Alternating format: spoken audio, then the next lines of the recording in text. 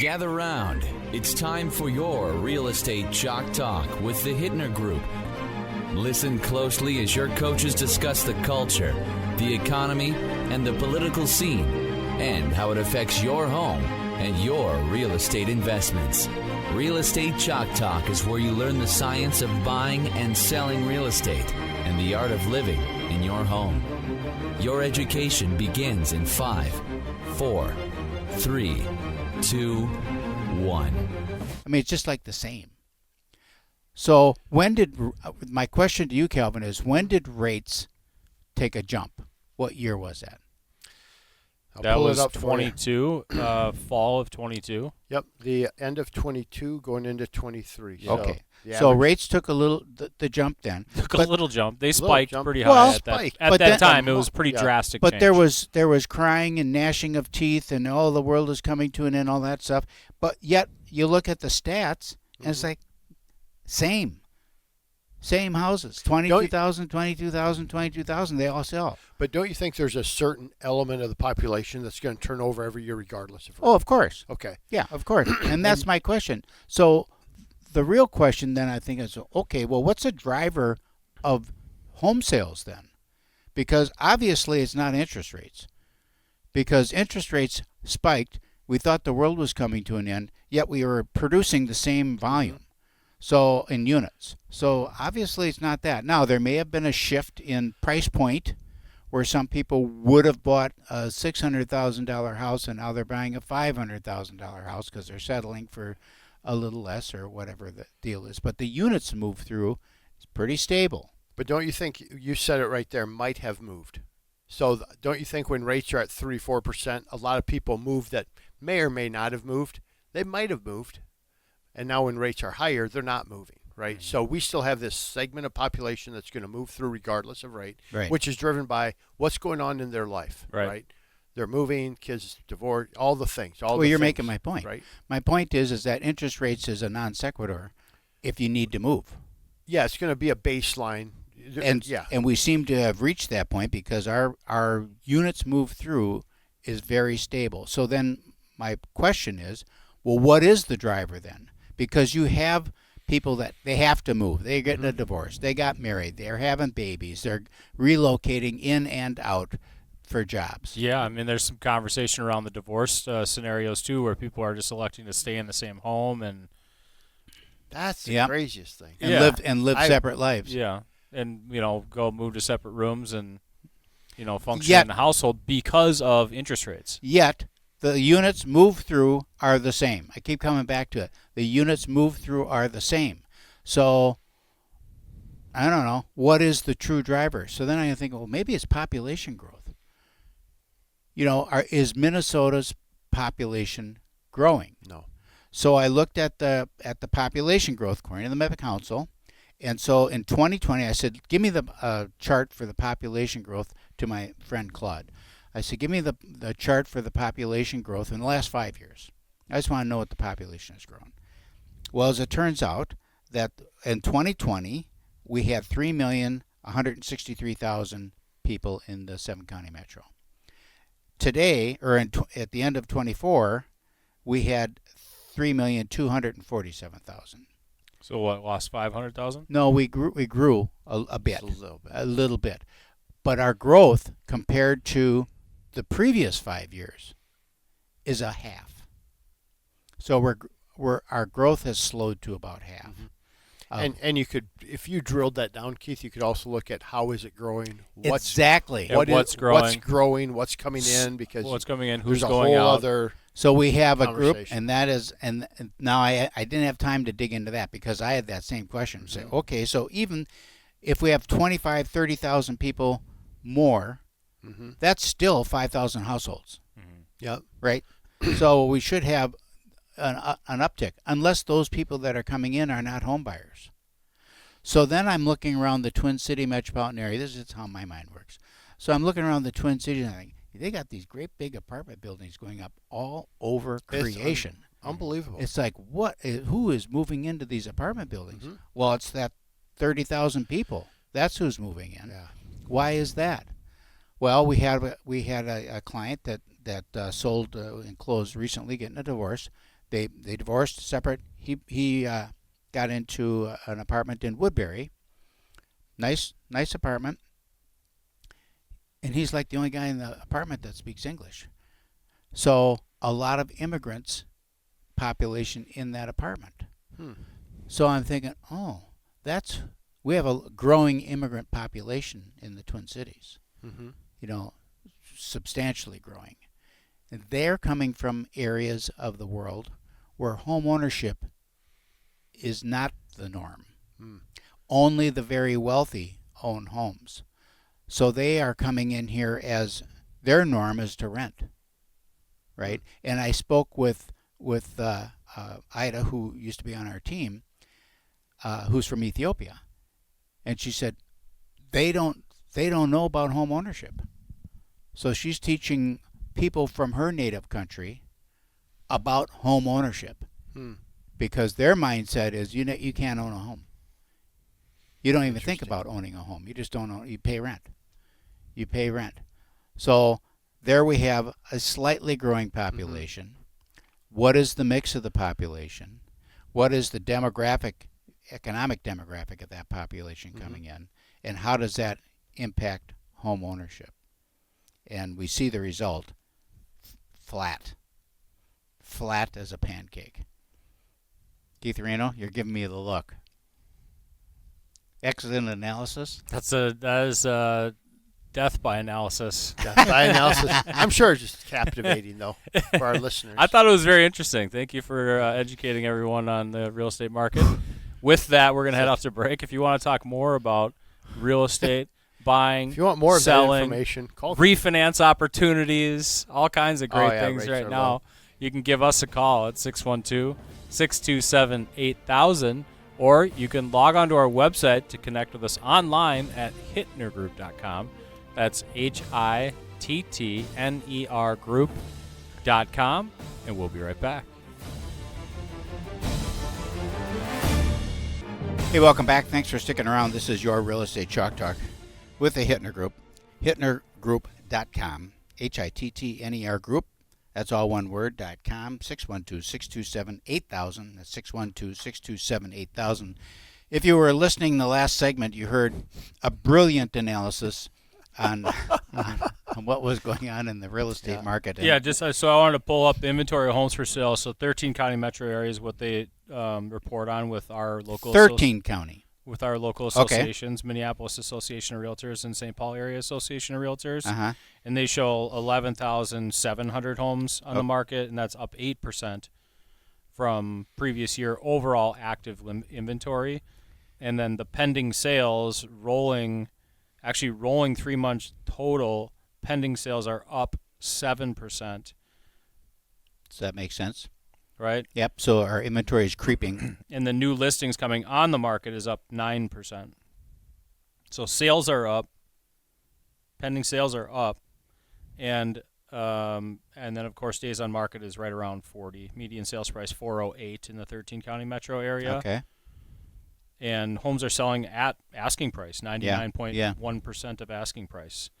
Yet, well, at month supply of at inventory, the last asking price. And month supply of inventory at 3. Yeah, we have in the 7 county, we've got 12.5%.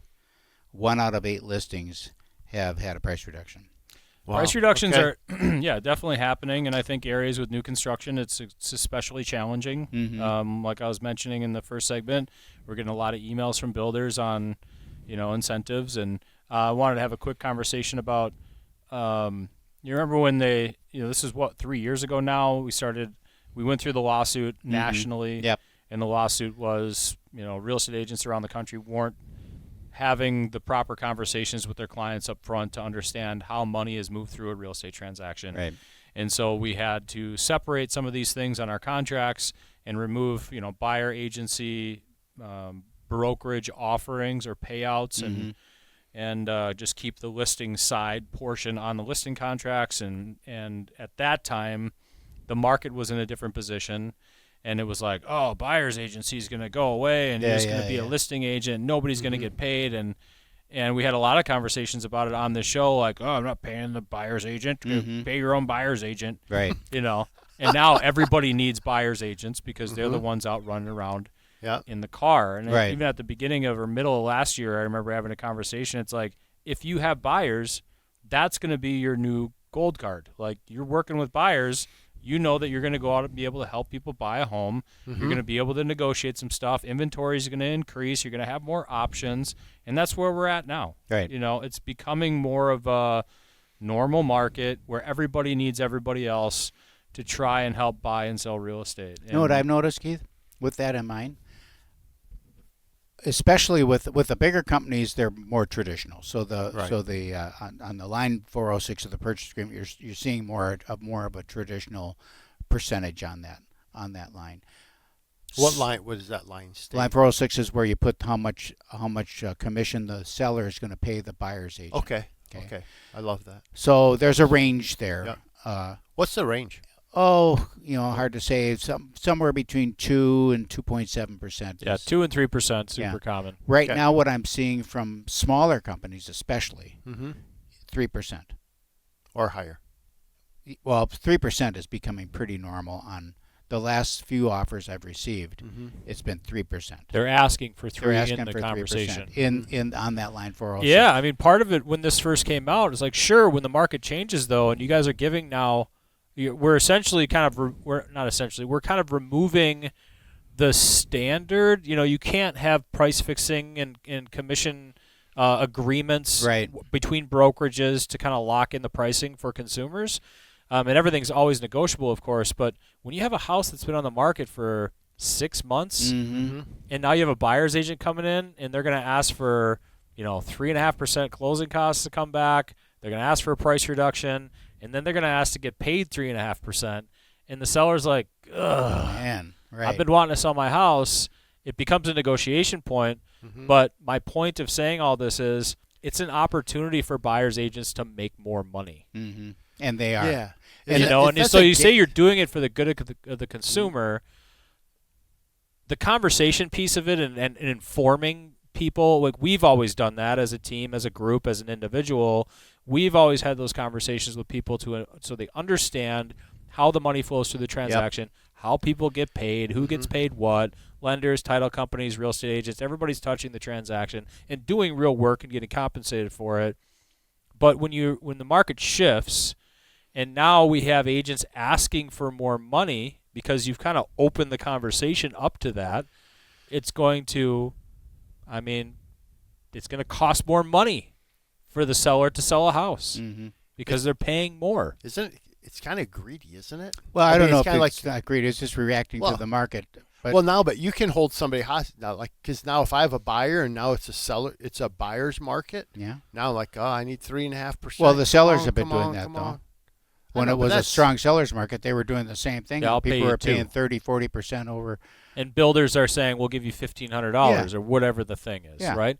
And that's why when we were having the conversation on the show at the coffee shop, it's short-sighted for people to dig their heels in and be like, well, I'm not paying the buyer's agent. Good luck to you. You're like, well, we all need to play well in the sandbox here. And there was and for the consumer, it'll be less expensive.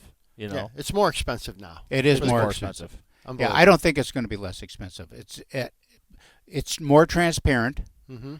Everybody knows what it is, but now the fees of each individual provider are going to have to stand on their own.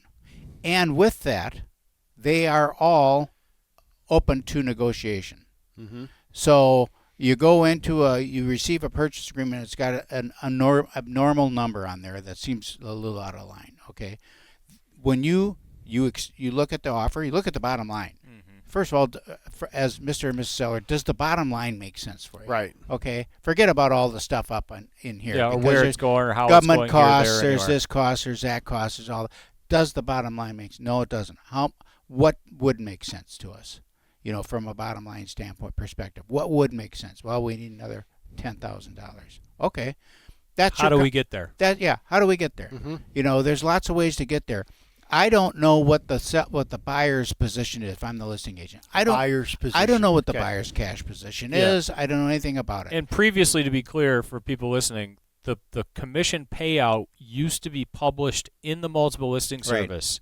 and that was fixed. It was fixed. It was fixed once by published. contract. Fixed once published. So Right. it's published at 2.5, 2.7, 3.5, whatever the number is, that was fixed. Mm-hmm. And now we can publish it and do, in a lot of cases, in advance on our brokerage website only, not in the multiple listing Right. service.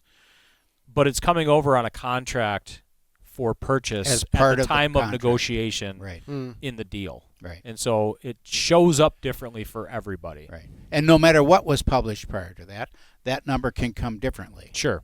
You know, it's so, anyhow. Now that line item on the purchase agreement, just like seller pay closing costs, inspection timelines, down payment amounts, financing, just like all those other things, are now subject to negotiation. So I read an article this week written by someone from the National Association, and they were almost like chastising people for putting a counteroffer and countering that payout amount. Because It's right on the counteroffer. I know it. There's a separate I line know item it. for commission But on she, the counteroffer. but she addendum. was saying that that is anti-cooperative. Like we're supposed to be cooperating with one another, and now you can't. You know, it was bad to be going after someone else's commissioned out. So you being the listing agent, go back and say we're only going to pay 2.5% right. to the buyer's realtor. Right. Okay, that's the negotiation Yeah. piece. Okay. And so they asked for 3. Does We that say, happen? look, we'll pay 2.5. Does that happen quite a bit? Not very much. Mostly, it is. I need another 10,000. I don't care where you get it from. Yeah. I need another 10,000. I think it's pretty common, actually, if we're in a situation where, I have a listing and we've had the conversation in advance, we've run the numbers. Let's just give you it's a $500,000 house. I have my 3% commission over here on this side of the transaction for the listing itself, and we're going to pay out 3% over here on this side. If somebody comes in and asks for 3.5 on the contract, we're more than likely going to counter back and say, hey, we already discussed we're given 3, so we're going to pay 3. If you guys still want to buy the house, certainly you can. And the agent's like, most of the time, the agent's like, yeah, okay, yeah, we'll take 3 and we'll be good to go.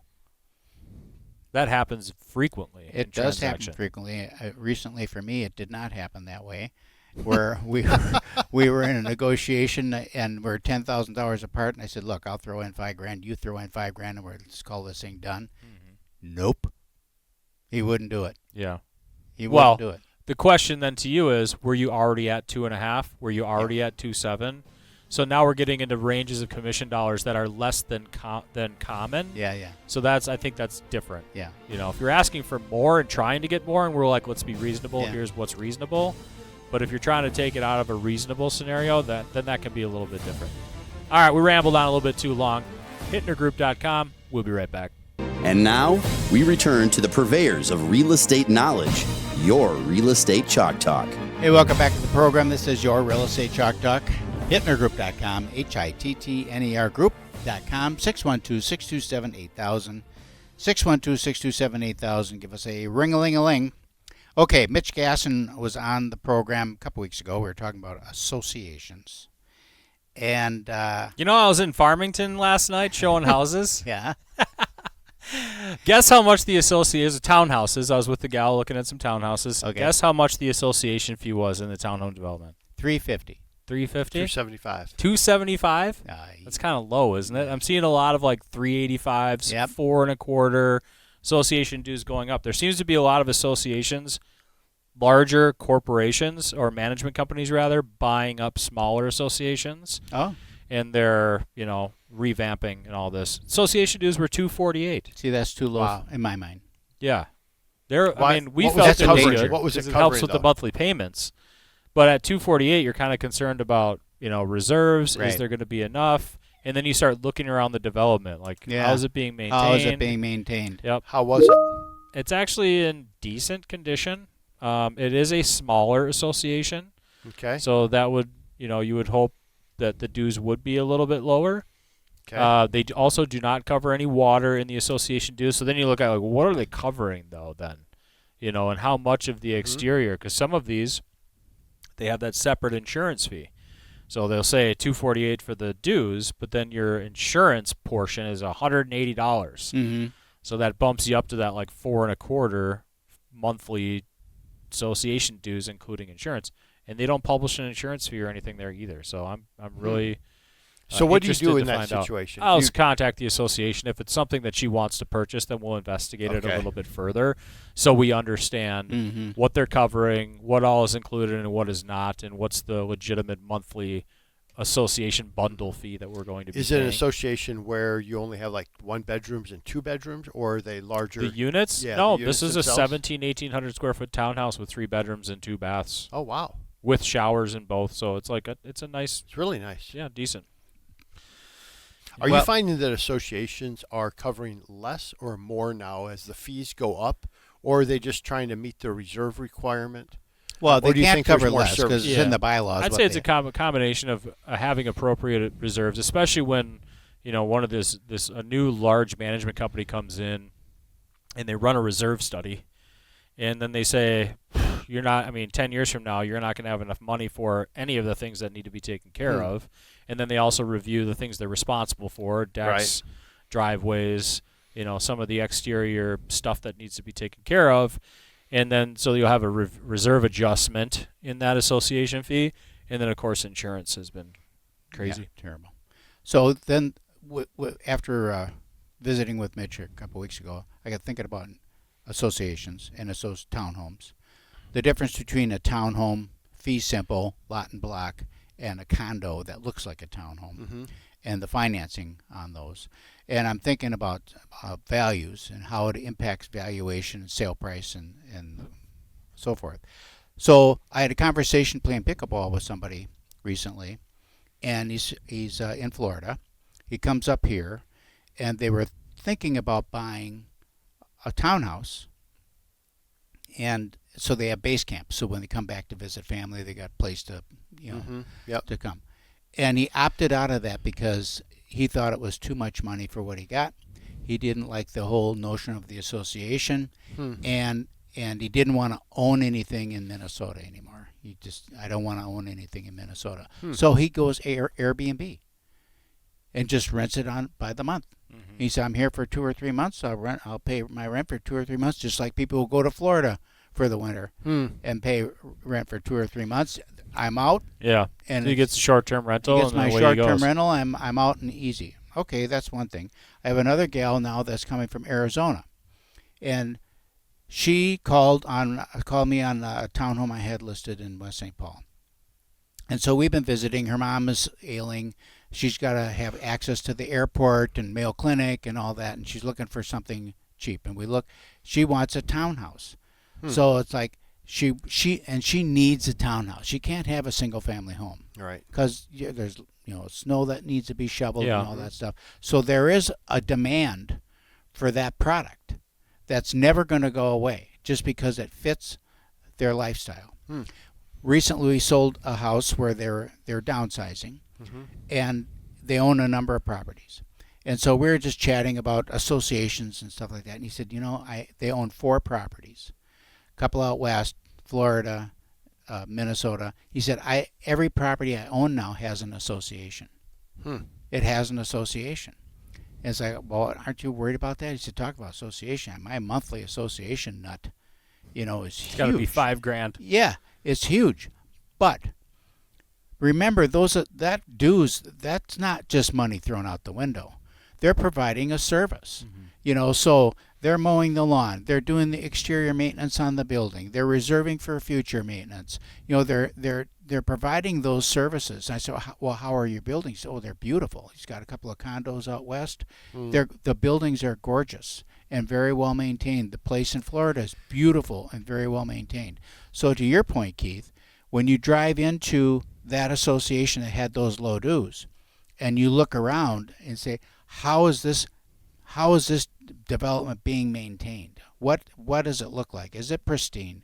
Does it look attractive? Are the driveways all good? Are the roads all good? Are the mailboxes all good? What kind of siding is on there? Is it wood siding or masonite siding that may be painted and look good now, but that's going to have to come off of there. It's not maintenance free, and it's not forever siding or long-term siding. So those are the kinds of considerations now, to me, as a homeowner entering into an association style home ownership, that's what you're going to be looking at. And then the reserve funds and looking at those reserve funds, because there's rules coming down now that are going to make, they're really going to, driven by the lenders. So my question to you, Kelvin, is this. So I have a townhome, fee simple townhome, lot and block townhome. Yep. Right? Normal townhome, quad house, well maintained with their association dues. And then I've got another one that's also a quad, looks well maintained, but it's a condo. Legal description condominium. What could I do as a listing agent to make sure that I have a sale, a good saleability in both those units? Should I be coming to you and arranging for financing for a potential buyer first so that you can do whatever background you got to do so that we don't get a purchase agreement in and then have lenders say, oh no, we can't. We can't lend on that. You do that for the condo. You don't have to for the townhome, of course, because they treat it just like a single family. But for the condo, it'd probably make, if you're really being super proactive, you'd get the condo questionnaire filled out as part of the listing agreement. Have that done, and so we're ready to go. And there's things that we know that are going to be triggers on there. So then you would give it to me and say, hey, have your condo department look at this. What potential and those would conflicts. be what, like percentage of rentals, reserve requirements, things like that? Yeah, percent, how much is being rented, deferred maintenance. Like we had one where they just wouldn't mark the box. Is there any deferred maintenance on your units? They wouldn't mark the box. They would not. Like a yes or no? Yep, yes or no. They would not mark the box. Well, then that makes us go, well, then the answer is yes. Yes. So now we're going to go through the minutes for the last 6 months. We're going to find out that there's a therapy dog that's really an attack dog. And we're going to find out this, and we're going to find out that. And there's water pooling on the roof by this one. Yeah. All this stuff that you do not want us to go down that road, right? So getting the condo questionnaire would be helpful. And then we can just kind of be alerted to what's deferred maintenance, how much is in reserves, make sure there's reserves. All those little things. And quite honestly, we send it into the condo department. They take a look at it. They give us an email back saying, hey, here are the concerns, or hey, this one's good to go. Great association. Now, is that questionnaire recorded anywhere? I mean, you do that. You got another unit down the street with a different lender. Does he have to go through the same thing? Or they have to go through the same thing, but what you'll find over time is that, like, the condo departments will start, oh yeah, this is from Springfield Condo Association. Okay.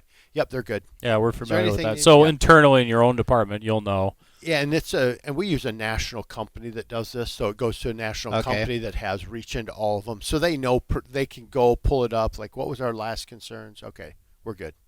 But then they'll look at, depending on the timing of that one, so they're just checking this last, hey, we haven't had one of those for 8 months, so let's just check if anything happened. But it's just being proactive, right? And condos are tough.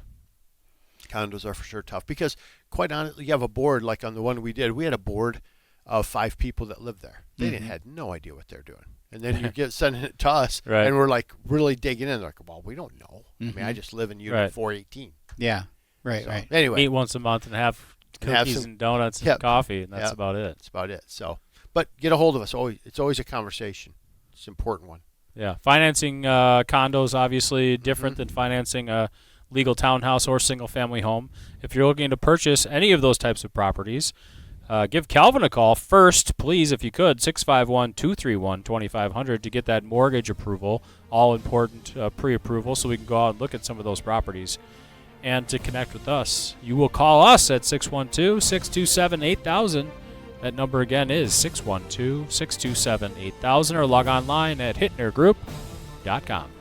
Hey, welcome back. Thanks for sticking around. This is your Real Estate Chalk Talk, the big money segment of the program. Kelvin Kamick, ladies and gentlemen. Granite Bank. Granite Bank. 651-231-2500 is the number to call. That's the money hotline. What's going on in the mortgage department? Well, let's touch on the real estate feedback real quick. So Minnesota hits 7-year highs, July numbers, all that. What do you got? Just 7 years highs. What are you talking about? Inventory. Inventory is really high. Inventory is. I don't know that it is. I don't think it is either. I think it's just getting back to. Actually, we're back to our base year of 2019. What do we say? Inventory is up 8% though. Yeah. Well, 7-8%. 7-8% this year. It says on my stats, it says July number statewide, it's up 9.1%, but in the Twin Cities metro, it's up 3.3%. Yeah, a little less. 9,100 homes on the market.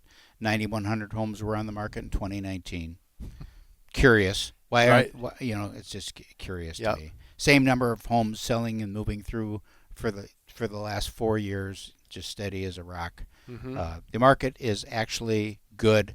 I think we got a balanced market. We've got a number of buyers that have come off the market because of interest rates, but a number of sellers that are on the market because they need to move for one reason or another. Life happens. Well, not everybody always listens to every segment, but one of the things we talked about in the first segment was just why with higher interest rates hasn't things slowed down, and there's an element of the population that's always going to grow. And you're asking, well, when did rates start to move, and how do they move, all that good stuff. So I just wanted to touch on, I started in the business in 2001.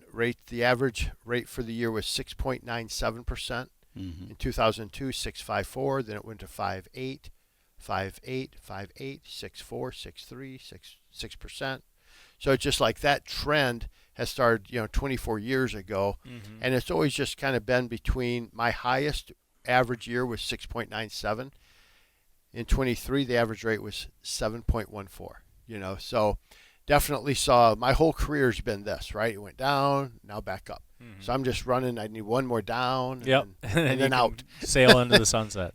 So. But 23 certainly was up there because you're talking average rate for the year was what, 7.1. 7.14. We saw 8s in there, didn't we? Yep. So it's do you have any of those folks in there? You locked at 8 and closed at 8. That you're some of the investment trying ones, to move but the we've numbers around on. Moved them around now, and it's really nice because with being with the bank, for second homes, cabins, all that, we don't have what's called loan level price adjusters that Freddie and Fannie have. So we get away from that. So it makes our pricing really competitive. Nice. So we have a good group that's up in the Brainerd Lakes area, and they crush it because everybody's looking for second homes, and our rates are going to be probably a quarter to a half point lower than any of the other big lenders that we used to be with. So that's kind of a good thing. Where are rates right now? Rates just continue to stay in that high 6 range. So 6.75 is probably a prevailing rate. 6.875 prevailing rate right now. And that's with paying a little bit of a discount to get there. But if you're just true, straight up, clean, you're probably right around that 7 mark. So there's something mental with a different number in front. So we're trying to do everything we can to keep a 6 in front of that number for sure. And so with the Fed, then they came out this week, and they were saying it's like they're gonna have a interest rate increase if inflation doesn't get under control, which inflation's having a hard time getting inflation under control. So that's like almost a guarantee now that they're gonna adjust that rate. Right.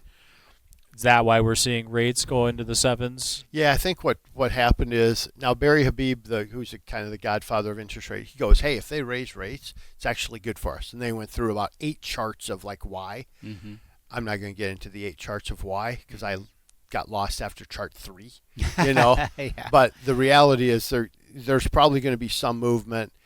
They anticipate rates just staying in this. Everybody now kind of goes, if we can get to 6.5, be great. I think so too. Well, that's not great. I think it is kind of great. And if you look at it, there's a little bit of a disconnect in the Fed and interest rates. The economy is good. The economy is good. The market is great. You got lots of companies coming back into the United States and building. That activity, that increased demand for labor, materials, time, money, resources, is a natural. It's going to raise the prices of things, right? You got more dollars chasing a static number of goods, right? There's always so much labor to go around. So do you feel like some of that has already began, or is that still coming? Well, a lot of it has already began. Is it? Okay. Yeah. I don't, because you see the result when the plant opens up. Yep. But the money to build that plant is being spent right now. Right. Yep. And it'll take 2 years to open. Just look at the data centers that are being built. Yeah, I was going to ask. Around. Well, I was going to ask you guys that. I'll just pop to that. So, what is your guys' thought on the data centers? Because it's getting a lot of a lot of communication, a lot of talk. It is getting a lot of talk. I don't what do you guys understand. think? This is what I don't understand about it. And you understand what the concern is, Sure. right? It's going to pull water, pull energy. All those things are not true, but whatever. A huge data center uses less water than a golf course. So, but it's a fear that people have, and it is a big building in the neighborhood. And to me, it's like, why would you put a big building in a neighborhood anyhow? Put it out in the boondocks somewhere. It doesn't matter if that's there's plenty of windmill farms that you could put data centers in. Yeah, exactly. Like they don't put a windmill farm in the middle of Inver Grove Heights. Absolutely right. So we put it out there. Actually, there is out there. There actually is one. There actually, and they want access to easy water. yeah. Is what it is. They want access to easy water, which means city water. The wells are already in. Well, just like they're building their own power plants, maybe they're going to have to drill their own wells. And do that. Now you can put it in the middle of anywhere because the data is going to flow. So your thought is what because like these data centers bought tons of property along 94 going up north. Yes. Right towards because it's open area and there's lakes. Right. And there's lakes. They're looking for water. Right. Right. So are you for them? Like Farmington put the kibosh on it. I don't know if Rosemont did yet, but all these things saying, hey, we're not going to approve anything. Let's do some more study. Let's be more thoughtful. Well, I think do you agree, disagree? I don't. I mean, I would agree that to be more thoughtful about it I do instead too. of just selling the land and go for it. Yeah. So their studies should be done and efficiencies of the plants that they're putting up for sure.